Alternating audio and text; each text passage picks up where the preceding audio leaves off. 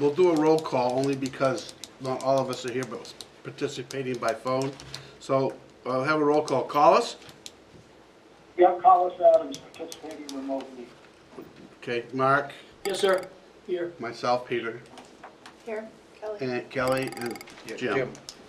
Okay, so you want to give us a up to date on the fire truck and why you're here?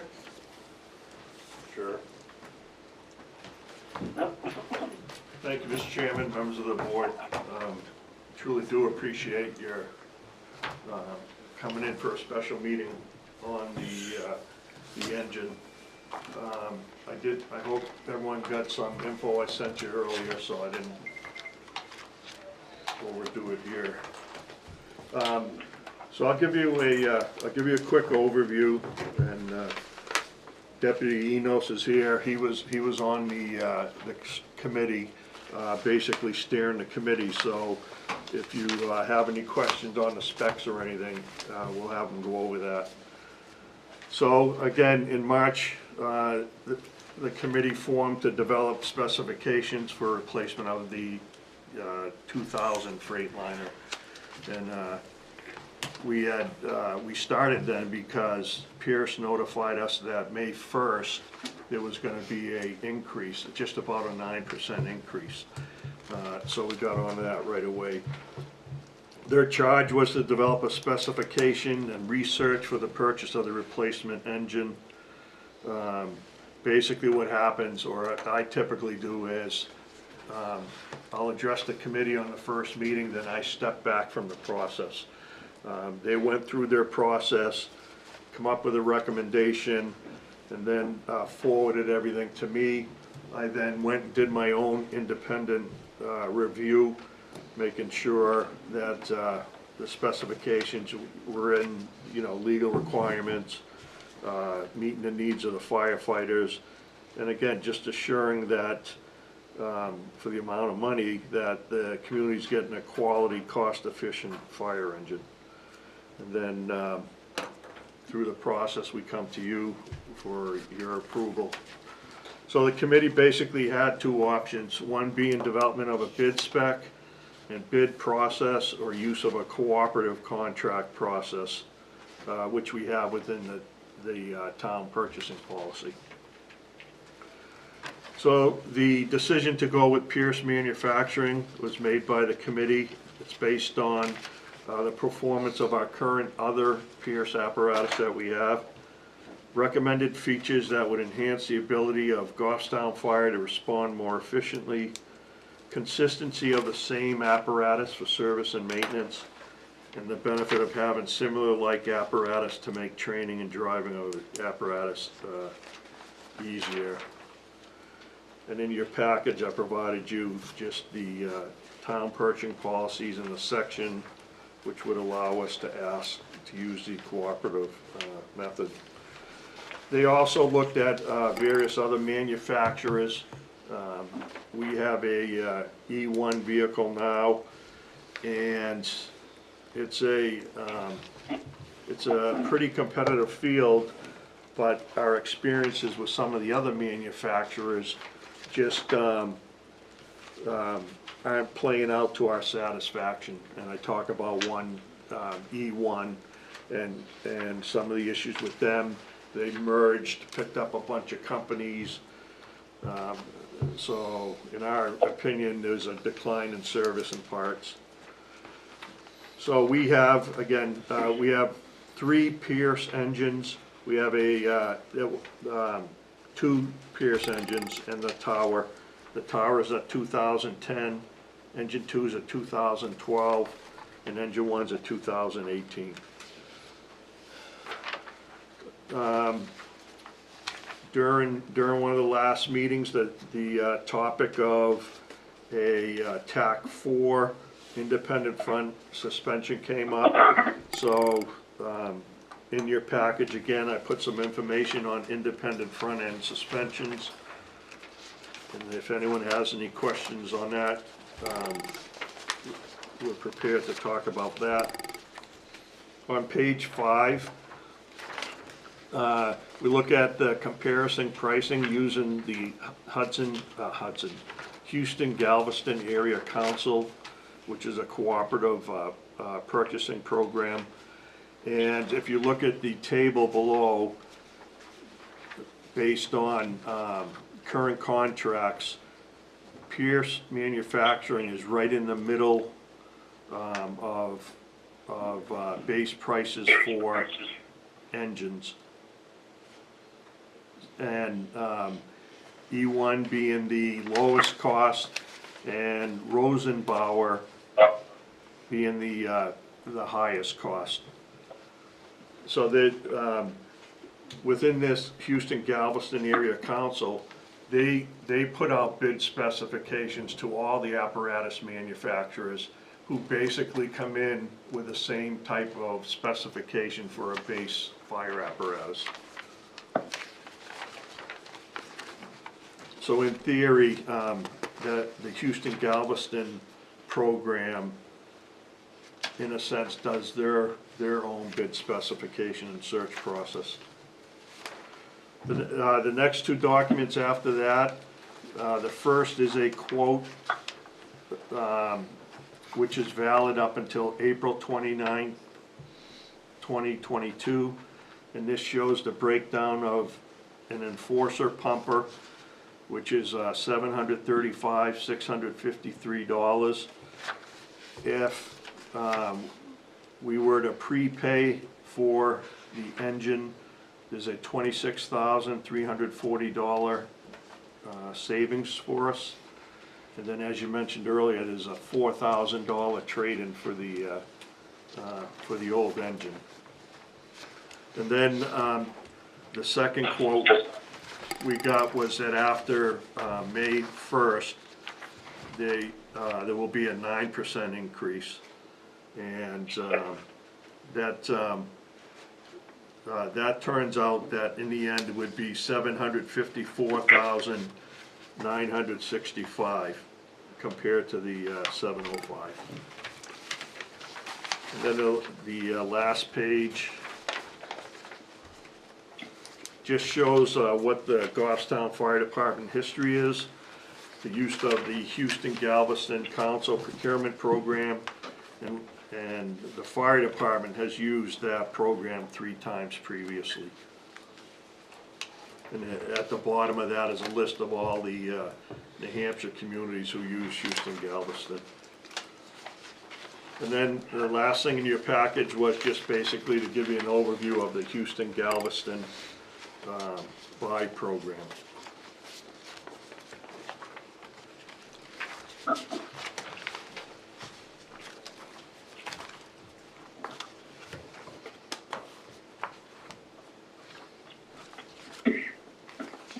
Anybody got questions yet?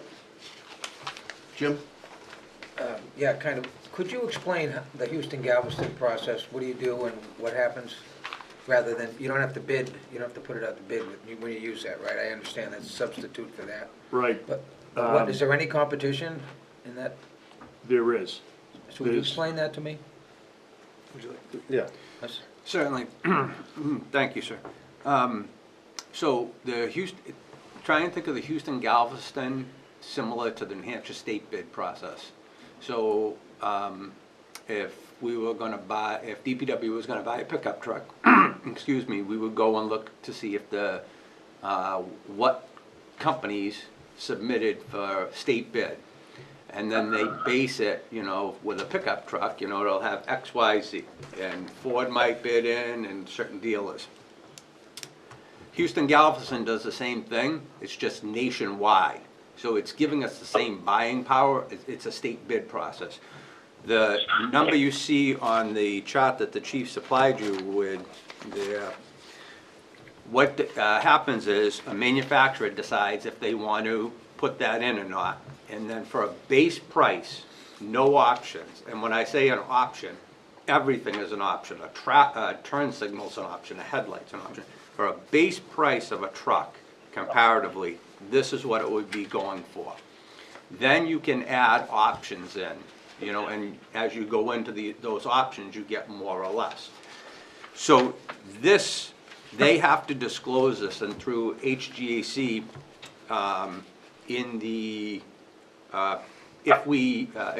if the town agrees to sign a document today, you'll see that the manufacturer has to supply and state that they have followed the HGAC pricing.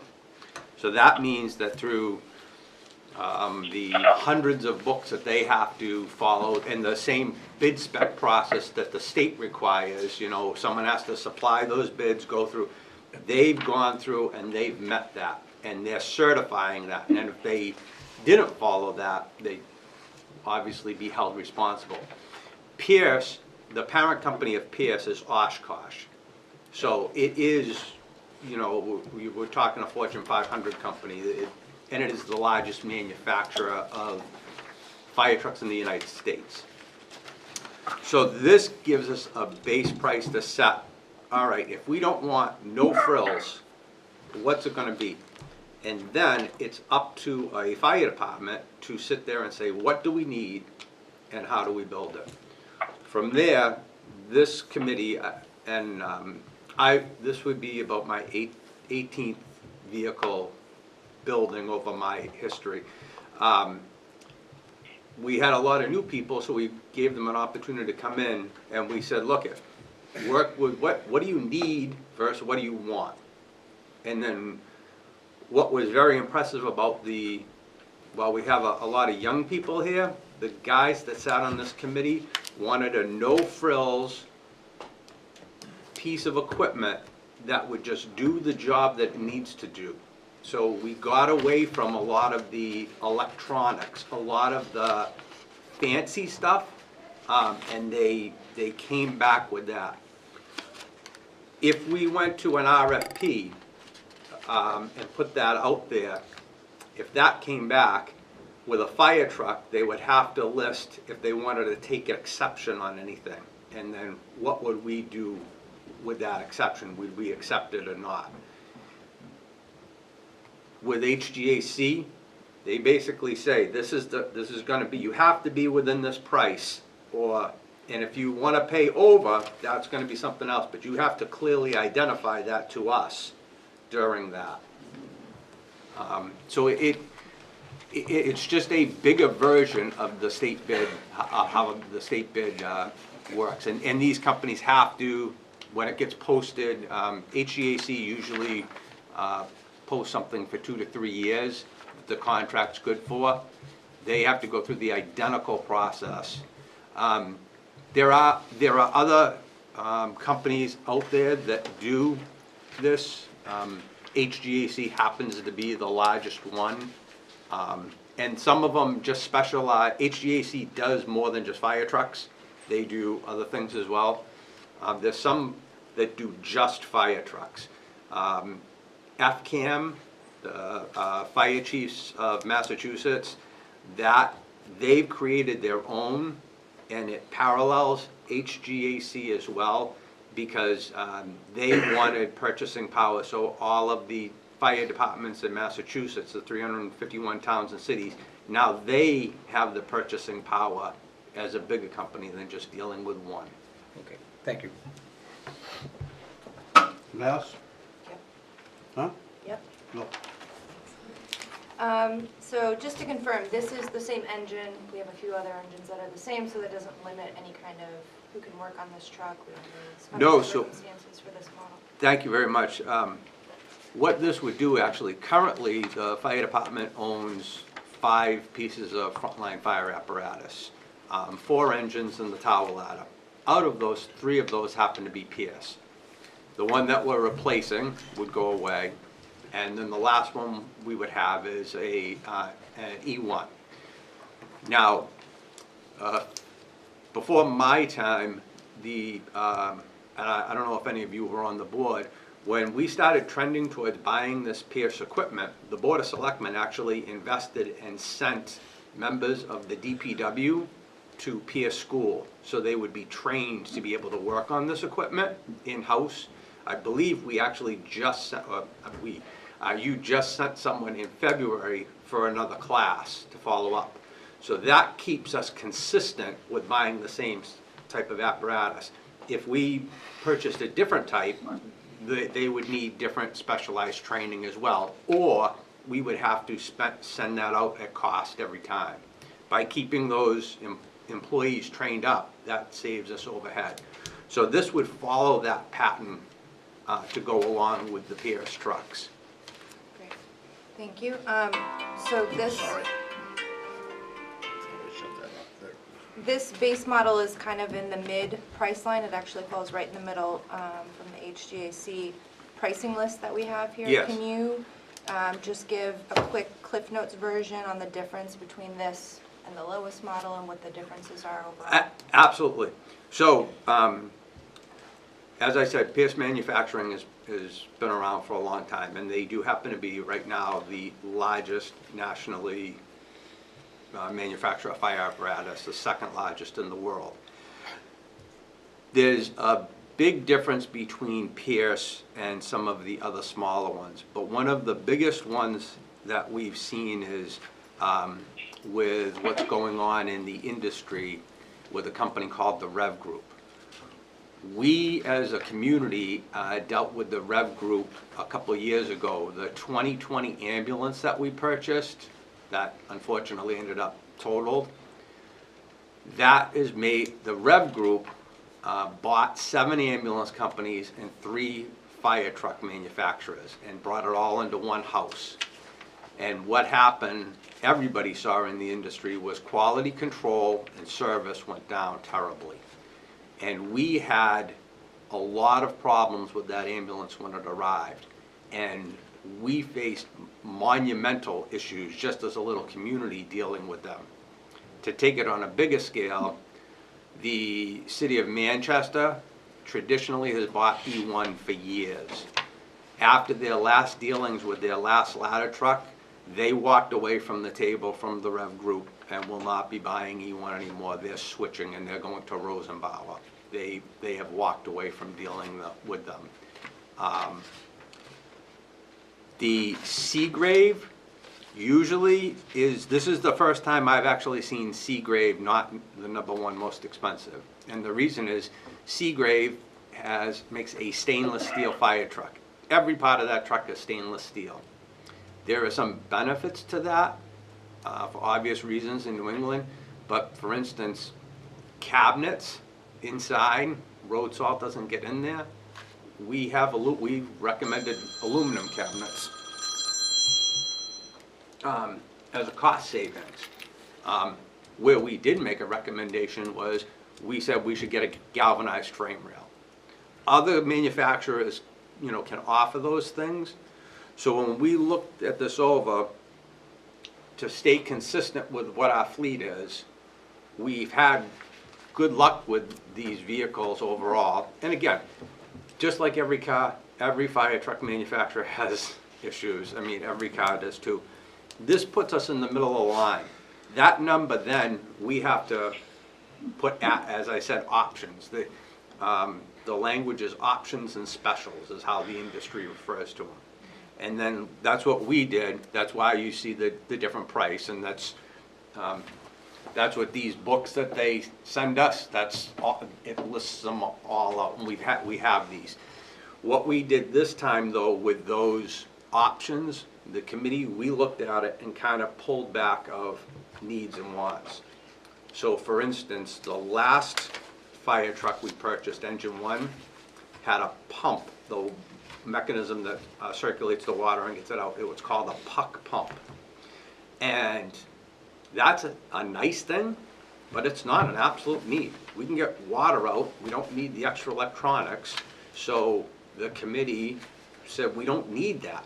So that was about a $30,000 savings to just remove that out and go back to base standard style. There were other things that the committee looked at that just, again, so even at E1 at where it says 432, if you add in all their extras, or their options I should say, I don't know what the price would be at the end of the day if we started adding that in. And there are a lot of manufacturers out there. I took the top ones right now. The other one I did I did reach out because some departments, some neighboring departments, and Bedford being one, were running a truck called an HME. And that's another company that has been bought by, they sell 5 or 6 different types of fire trucks, but it's all the same base, and it's lower quality. So we asked Bedford. Bedford's had so many problems with their 2 engines that they had with HME, they're actually steered away. They recently just purchased a Rosenbauer ladder truck, and they're looking at a Rosenbauer engine. So they're not, you know, the old adage of you get what you pay for, we don't need to buy a Cadillac. We don't need a stainless steel fire truck, so we don't need Seagrave. And that would go in a different direction from what the fleet is. And again, there's about 13 or 14 different vendors. Then there's also people who will make a fire truck from the ground up, like build you a custom one. That's what Engine 4 is. A local company built that, they're no longer in service. Unfortunately, when you get that, you might have some problems. That truck cannot meet the requirements to do the pump test every year. It's been plumbed wrong. So that's what happens when you go and, you know, you go too small, and, you know, the savings didn't work out for us.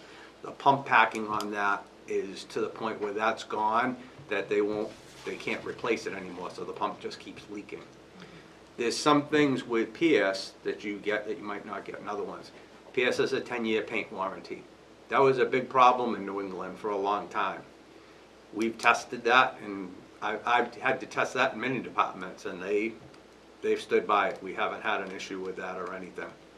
One of the biggest driving forces has been the customer service. If you do need a question or an answer, 7 or 8 years ago, Pierce was having a lot of problems up here. That's completely changed, and it's been remarkable. When we do need assistance or service, we get that. We're treated like we're the city of Boston. They like respond to us that day. That's such a change because we're just little old Goffstown, but when we do need something, they understand. It's critical because that's all we have. So that was another decision of staying with Pierce. I hope that answered your question. Yeah, no, thank you. And you kind of segued into my last question about price. So this quote on here is with the base model with all of the options that you already chose. I see the trade-in here. Yes. The discount for the prepayment. Is there additional costs that you guys will need to pay to outfit the truck? Yeah, so there is one additional cost. And what that is it's the tool boards that go in the truck. Those boards, you need clamps to hold the tools in place. What the committee we looked at was, if we have Pierce, we have to have Pierce put the boards in because they drill into the frame. You don't want to you don't have a problem there. But all those clips, we could do that. I've done that on other apparatus too. It's just if you want to take the time and put the effort in. The pricing, the list price for those is about $1,900. And then if we had to have Pierce install it, they would charge us between $2,000 and $2,500 additional for labor. What I would have proposed to the chief is, we take that $1,900 and we put it out to our local vendors, because we can buy that pack at the same, get it for the cheapest price, and then we'll install that at an additional $2,000 savings. That's the only other thing. We will take the hose that we have, the air packs we have, the equipment we have, and transfer that all over in. We maintain that regularly, so God forbid there isn't a big ticket item that we suddenly need. One thing that this truck will have to come with is like a duck gun, but it's a requirement. The Engine 1 came with a light tower. We looked at that, the committee, we did away with that, went with a cheaper option with LEDs, and we put lights on the truck in different spots. We'll get the same coverage, and we'll save about $2,000 going that way to cut that down. Thank you. And Derek, can you just confirm how much is in the apparatus fund right now? Yeah, give me just 1 second. Thank you. I'm good. And I have a question, Derek. We'll get your turn, Collis. Yeah. We're going around the table. Pretty sure it's around 775,000 maybe?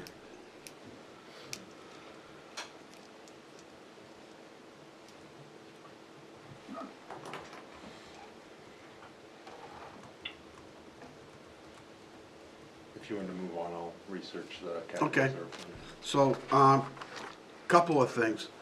When you refer to the state bid, state bid is not concrete. That's a bid, start the bid. You can go to, if you're like a cruiser, they may go to, sometimes it was Hillsborough Ford. Yes. Sometimes, so you can move around who will Yep. give you a better deal. So that's, just saying, because it's a state bid, that's the price, it's not necessarily true. No, you're absolutely correct, sir. Nationally, so the vendor in New England is Allegiance. They put in, there's other, if you went to HGAC, you would see, I think there's 2 or 3 other PS vendors that have put in from other parts of the country. But we can't buy the PS from California, the California vendor. What we would do, if the California vendor had a better price, we would say to them, we want that price or see you later. But that's what HGAC has to do. That's why they publish it, all those numbers, so we can see it up front, so they can't even play that wiggle room. But you're absolutely correct, sir. They can shop around to different ones. And some people choose not to get into it because they don't want to drop that down. They want to be able to get a better price. Okay. Next thing is, you mentioned Rosenbauer, that 3 times the other departments have bought that. What's the advantage over the Pierce that these communities are buying at? So, I don't know that there's going to be an advantage or a disadvantage. Cost-wise, it's an expensive truck. The other part about the Rosenbauer is, about 8 or 9 years ago, Rosenbauer was trying to, Rosenbauer was not a big player in the fire service industry in the United States. It hasn't been. And it started trending up within the past 10 years. About 7 years ago, they tried to come into the New England area and they weren't very successful because they didn't have service to provide and help people. They recently have re-strategized and have now started making some sales. I can't tell you what makes one person go with another person. Sometimes it's just personal feelings, like they get or the salesman sells them on something. When you go apples to apples though, while Rosenbauer is established, it's something kind of new in this area. And PS is tried to, true, tested, and we have a current fleet of it. If we were to switch to Rosenbauer, we would be looking at, is there anything specialty that we're gonna need to either always have to send out for preventative maintenance or whatever, or can we have the ability to train up our people? When the community sent the people to PS school, other departments have done that as well. PS is one of the only ones that can do that because they're such a big operation. They are the GM or Ford of the fire service industry. I mean, and they have these massive facilities, but that's all they do. They don't meddle in other things. Rosenbauer also has a huge international component of this as well. To go down that, I don't know. The reason why Manchester went with Rosenbauer, I absolutely couldn't tell you. I know they came and looked at the PS. I know that they went out and looked at a number of different ones. I can tell you, this is what I can tell you is, just because of the pricing that's going on, I just showed it to the chief, there was 29 sales of fire trucks by Allegiance in this area within the past 30 days. And this all has to do, everybody's getting this, the economy, you know, let's face it, our gas is going up, we're just all waiting for the summer fuel price to hit, and we'll all be paying that. I don't know if Rosenbauer has come out and said they're gonna have a price increase, or they're going to, it's just a matter of time. But these sales that are coming in, it goes back to, honestly, that this is the path the community took. There's not a problem with it. Why should we get off of it? If we went out and looked at this and went out to RFP and priced it, I can't bet the farm on it, but from what I'm hearing, it's going to come in a little bit higher. But that's because they're a smaller company. They don't have the ability to make those deals. Well, one of the problems that we had the other night was they were speccing an option that only Pierce could meet. And when that happens, if you spec it that only one person could meet, they're not necessarily giving you the best deal because they know they have you. It's the same thing they're doing by sending people to school and training them. They're locking you into their equipment. And that's what, personally myself, I'm concerned about, getting locked into this one piece of equipment because of the steering and because of the school. And then all the way down the line, we're gonna be stuck with this. You're gonna be using the same excuse, not you, but. No, I completely understand. So just so you're aware of this, that if we didn't go with the TAC 4 suspension, there are two other front ends we could purchase. The lowest option would be about a $17,000 savings, and then the next lowest option would be about a $15,000 savings. But if we go with those lower options, because it's a fire truck and not like a 10-wheeler or something, we're going to have to get beefier springs, beefier shocks. We're going to have to pay extras. So that $15,000 in savings is probably going to be closer to only $5,000 or $7,000. That's going to be the only difference.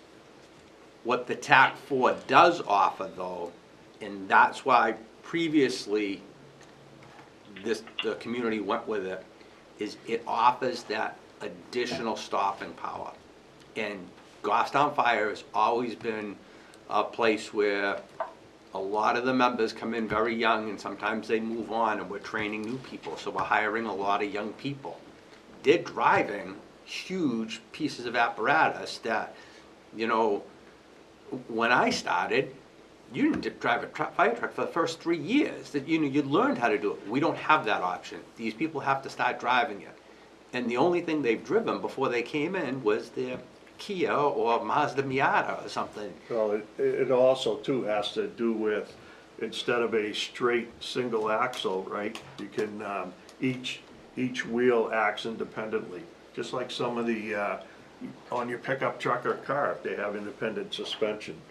So with that, with the stopping power, 23% more, or about 60 feet stopping power when you're going 60 miles an hour. So hopefully that, you know, that just adds to it too. Mark? No comments at this time, sir. Collis? I just probably, I wish I'd asked this at the outset of the meeting. And I know there's information out there, and I'm familiar with the process and why we're here and how we got here. But Chief, I'm wondering if you could just, to make the record complete, why does Goffstown need to buy a fire truck, and why do we need to do it now? And you don't need to relive 20 years of history, just to make the record complete as to why we're doing this. Right, so thanks. That's, for the most part, a fire engine's service life is typically, can be anywhere between 15 and 20 years. During that time period, you know, they're running hard on the roads, they're pumping at fires for many years. We live in New England. The salt just absolutely tears this apparatus up. And so as part of a ongoing program, we're replacing our apparatus. And I don't know how often it is, where they are in the scale, but it's a continual process, really. Yeah, okay, that's great. I knew that was the response. I mean, it's basically just like your car. Eventually, you stop putting money into a piece of equipment, it's time to buy a new one. Right, right. It's simple economics. And service and maintenance, as you know, too, right? That, Right. so once you, I can just do a follow-up question here. This Go is right ahead. Specific. You mentioned that we could install some of the various components and equipment on the engine and do it cheaper and easier and quicker. My question is, would that violate any warranties? Would it open us up to liability? Do we have people on staff who are trained or certified to do that kind of work to protect us against claims? yeah, we're as far as just adding the equipment, there's no additional liability to us, because we're not modifying any manufacturer's equipment.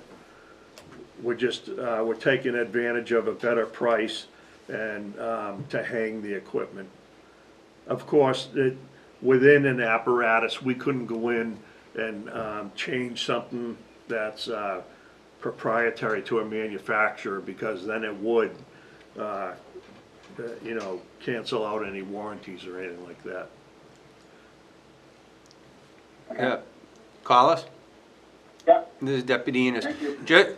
Just so, for you to think of it, what we're thinking about doing is, if you bought a rake and wanted to mount that in your garage, then you would go down to the hardware store, buy those little plastic clips that would end up, you know, you use that to mount that onto your, you know, your garage wall. The company will mount the board in the fire truck. We are just going to mount the clips. It literally is, each of these clips has 2 Phillips screws that go into a track. That's all we're doing. And you can maneuver them around because the track allows you to slide to fit your equipment in. It's just that if you buy it through the dealer, we're gonna pay the markup price. And we have people who are mechanically inclined that can do this. And this is a secondary, Pack Tools is a secondary product that is installed by Pierce, but we can buy this tool, these mounting equipment. We do buy this mounting equipment right now. It's just, we wouldn't want to mount the boards themselves into the side of the fire truck. God forbid someone actually drills a screw too deep and goes someplace. That's why Pierce does that, and it's still covered 100% warranty. That's the gist of my concern right there. I know that I recently had a trail hitch installed on my personal truck, and I said, well, you know, just move that into, oh, no, we can't do that. You know, that might violate, and I said, well, come on, guys. Yeah. Okay, thank you. Anything else, Carlos? No, I'm good, thank you. Okay, I would like to question one more thing, is the trade-in. Okay, we have found lately that we weren't trading in like at DPW. We've been going out and moving the product on ourselves and selling it. Is that an option for us? Is there a better marketing for? For fire trucks? No. So here's they literally, when they say they're gonna scrap it, I've been through this only because the town tried to get rid of the last ambulance we had. I don't know how successful we ended up with that. The ambulance that I had to get rid of before that one, I only got $200 for that in scrap. There's no aftermarket. With this as a fire truck, as the chief explained, Pierce won't donate it to a third world country. They're gonna try and get money if they can, and they get money in scrap. Our only option, if we wanted to get rid of this outside, would be we couldn't sell it as a fire truck because it won't meet testing, because it's not certified as a fire truck. And it's not like a collector's piece, like an antique that somebody would want to bring to the shows. The $4,000, we're not gonna do, even if we wanted to scrap it ourselves, I don't think we're gonna get $4,000 for that. I think the time and effort you would spend trying to sell it, and are you familiar with Municipid? Yep. I've used them before. Sold a ladder truck, right, an almost $200,000 piece of equipment when you buy it for $8,000. And I sold it to a guy that owned a garage and just wanted it to drive around and play with, you know, so, I don't, 4,000 doesn't surprise me, you know, a couple of years ago it was 6,000, but they're just not using them. If you look on Facebook today, two chiefs can tell us, and they'll agree to this, I mean, fire trucks are for sale every day. They range from $1,000 up to $15,000. I mean, whatever their condition is, whatever their value is, I mean, people are selling fire trucks every day. They're a hot commodity, so, I mean, $4,000 I think is a very fair market value price. Let's take it and let's not have to run with it. You know, I'm very happy with that. I don't know what your backside effort would be to try and sell it, or, you know, go through that hassle. And I'm not, I can tell you, sir, I was less than impressed when they started saying that about the ambulances and the trade-in values, but it's just, it's kind of a kick in the teeth, but it is what it is nowadays. And there's no way to get around it. If you obviously, if we were putting out a pickup truck, yeah, I would sell a pickup truck in a heartbeat, because we all know we can do a lot better that way. We can't even sell this to a rural department saying, you know, you could use this as a fire truck. They won't be able to even get it tested. Anybody else? I just got a couple of questions on the contract, Peter, about the bid spec, if Go ahead. you see that. Chief, you got the bid spec in front of you, I presume? Yes.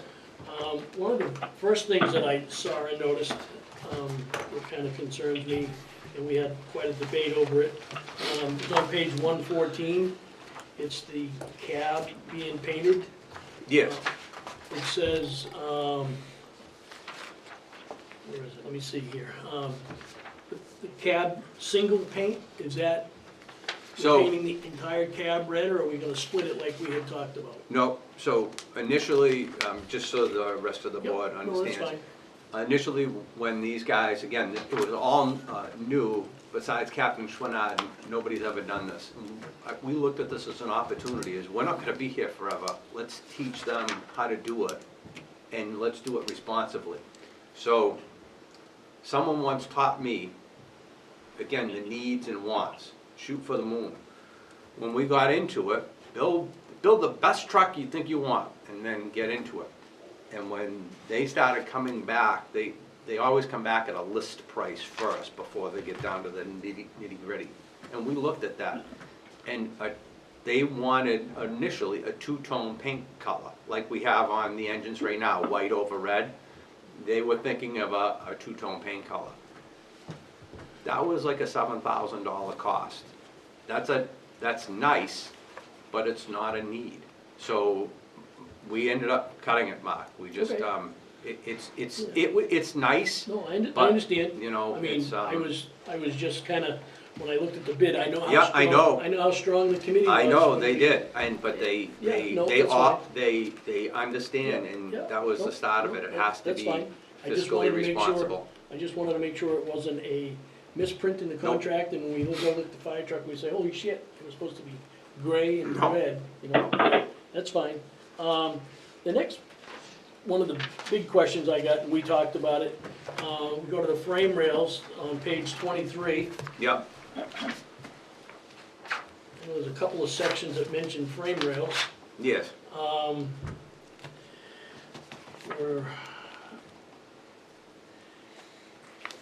see if I can find it. There was this may be able to answer your question. It's, okay, Originally, again, we spec'd best truck in the world. yep, So we looked at, boy, could we put in the biggest motor that we could fit, which would be Cummins Cummins X12, 500 horsepower. And that truck, and in speaking with DPW, I went down and consulted with Zeb and stuff. That's be really nice, but usually you don't do that until you have a truck after you're getting greater than 6 wheels, so an 8-wheel, a tower truck. Engine 2, the tanker that we have, has too small of an engine. It is what it is, and it's underpowered, but we're not changing that. I mean, it is what it is. We've learned from that. This truck is not a tanker. This truck is the identical size. It's a little bit less GVW than engine 1. That has an L9, Cummins L9. That is a bulletproof engine, had good luck with it, no problems. It's the same engine that DPW puts in all of their 6 wheels. When we first looked at if we wanted an X12, the bigger motor required a bigger frame rail, a 13-inch frame rail.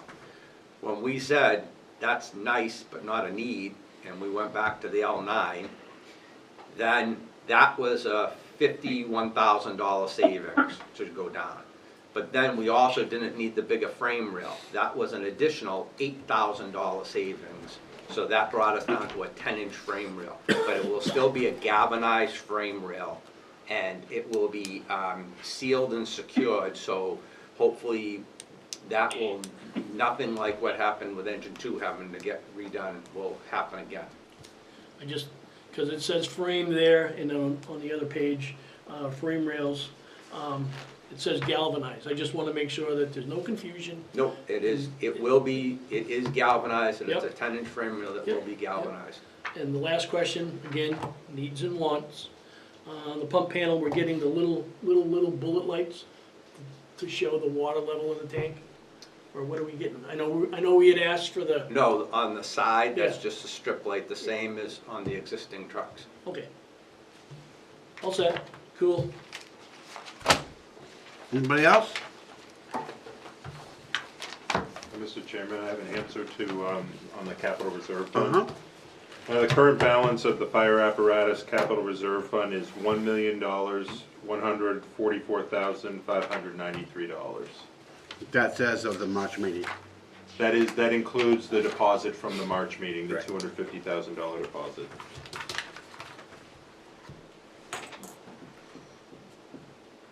Jim, any questions? You good? Carlos, you all set? Yeah, I'm all set, thanks, Peter. All right, so I'll take a motion. I'll make a motion to award the manufacturer of a 2022 Pierce Enforcer 1,500 gallon minute pumper to Allegiance Fire Rescue, a dealer of Pierce fire apparatus for the amount of $500,313. And to further authorize the fire chief to sign the contract and any related documents for the purpose or the purchase of the Pierce Enforcer pumper. I'll second. No, hold on, the top motion was not right.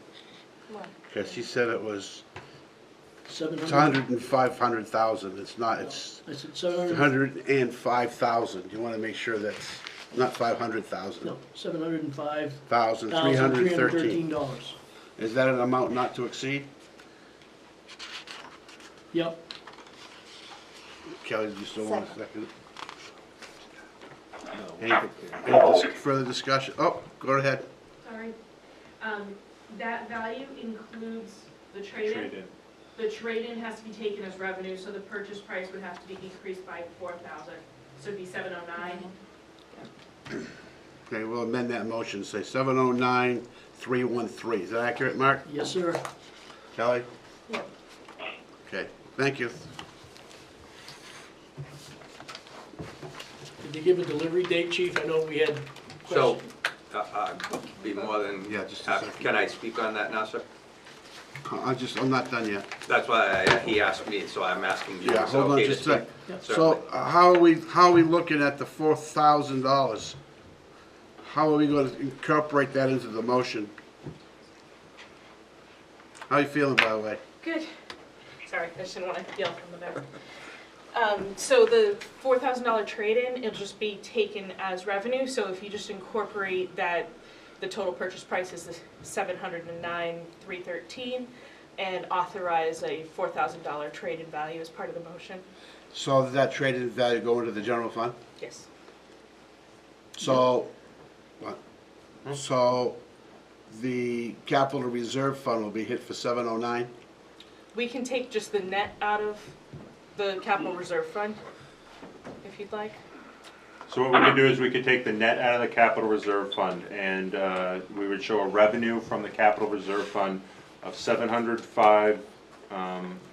$705,313 plus a $4,000 trade-in for the vehicle, and then on the appropriation side, we'd have the 709. So we would only hit the capital reserve for the 705,000, but it would balance out. So you'd use the 4,000 as a deposit to the capital reserve fund? No, that 4,000 is gonna show up both on the expense Expense side and the as well revenue. as the revenue side, but it's gonna go in for sale of municipal. For sale of vehicles, Sale of Okay. vehicles. yeah.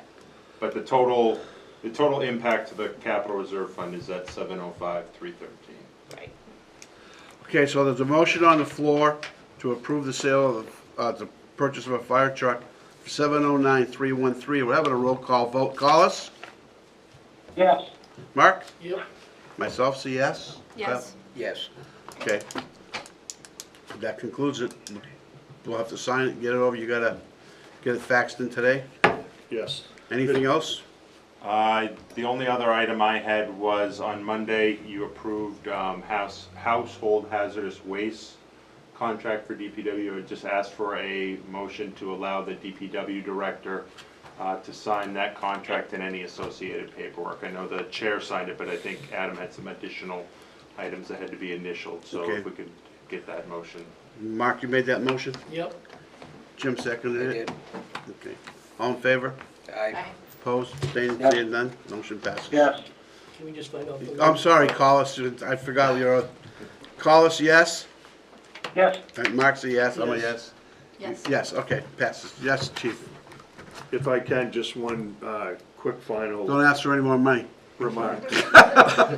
No, it's not on the agenda, but, no, I just wanted to thank the committee, Deputy Enos, Captain Chouinard. They really did put a lot of time and effort into it.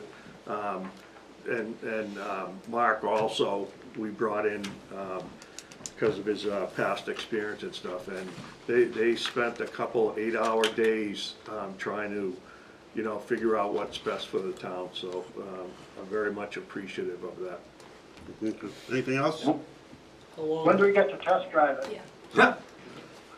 You'll be the first one to get a ride. So it's- I didn't say a ride, I said test drive. I need a motion? Oh, I think Deputy Oh, I'm sorry. Enos there. Delivery. Is it okay if I, Go ahead. he keeps asking me, but I know I have to check with you That's first. fine, that's fine. Just to follow up with the chief, so I know the fire truck world is not your expertise and stuff like that, but normally a truck design usually takes 3 to 6 months. These are unprecedented times, and when we first met and found out there was gonna be a 9% increase, we had to meet a lot of hours, and with Captain Chouinard, firefighter Gamble, firefighter Zimba, firefighter O'Brien, and firefighter Pulio, they were each their department reps for their groups, and we probably put in a good 100, 125 hours and kind of crushed this thing out. Our ability to do this, and their responsibility, especially as new guys, I couldn't be prouder. We were appropriated up to $775,000 for a truck, and this is gonna come in under by $67,773 with your vote today. That, it really goes to the heart of the type of people that you employ here, that it's not just about, you know, they see that as, it's their money as well as the town's money, and they put out a lot of extra effort into that. I can't say enough about that, because that doesn't happen every place. As for the timeline, because we did make certain reductions and we didn't get a specialty truck, the average delivery time for any manufacturer right now, whether it be Rosenbauer, Pierce, whatever, is 22 to 23 months. Because we are into this program and we're not going to get that, we have an expected delivery date, it's in the contract, of 15 and a half months. Which Cool. is, that's Next a good September. timeline. Yeah, so that's, and again, it couldn't have been done without all the teamwork. Appreciate it. You have to read these things 35 times to find every iota before I put my name on it to present it to him, so he presents it to you. Appreciate it, thank you. Anybody got anything else? Motion adjourned. Second. Got some roll call, Collis? Yes. Mark? Me, yes? Yes. Yes. Yes. Meeting's adjourned.